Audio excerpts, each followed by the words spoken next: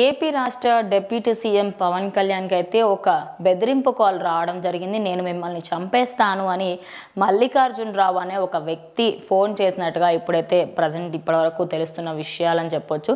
అయితే దీంట్లో మెయిన్ విషయం ఏంటి అంటే అసలు ఈయన ఎందుకు చేశారు, ఏంటి అసలు చేయాల్సిన అవసరం ఏంటి, ఆయనకి ఈయనతో ఏంటి అంటే ఇతర అపోజిషన్ పార్టీ వాళ్ళు ఏమైనా ఇది చేయిస్తున్నారా అని కొంతమంది అభిప్రాయపడుతుంటే, ఇంకొంతమంది ఏంటంటే రీసెంట్గా ఆయన కాకినాడ పోర్ట్ దగ్గర ఎప్పుడైతే ఆ సీజ్ ద షిప్ అని చెప్పారో దాని తర్వాత దాన్ని సీరియస్గా తీసుకొని దాని వెనకాల ఎవరైతే పెద్ద తలకాయలు ఉంటాయో వాళ్ళు దీనికి ఒడిగట్టారు అని చెప్పేసి కూడా కొంతమంది అభిప్రాయపడుతున్నారు. కానీ జనసేనకి సంబంధించిన నాయకులు, జన సైనికులు మాత్రం ఆయనకి సెక్యూరిటీని కొంచెం పెంచితే బాగుంటుందని, ఆయనకి ప్రాణహాని ఉందని తెలిసినప్పటికీ కూడా ఇదే సెక్యూరిటీ ఇస్తున్నారు, ఆయన కొంచెం సెక్యూరిటీ పెంచితే చాలా అంటే చాలా బాగుంటుంది అని కూడా చాలామంది అభిప్రాయపడుతున్నారు.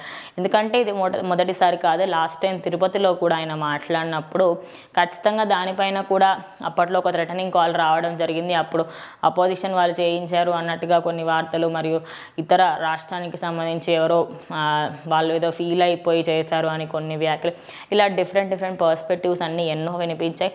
కానీ ఇప్పటికీ కూడా ఆ వ్యక్తిని అయితే పట్టుకోలేకపోయారు పోలీసులు. తొందరలోనే ఆయన పట్టుకొని నిజాలు ఏంటనేది ఖచ్చితంగా బయటకు తీసుకొస్తామని పోలీసులు అయితే ప్రజెంట్ దానిపైన ఇన్వెస్టిగేషన్ చేస్తూ ఉన్నారు.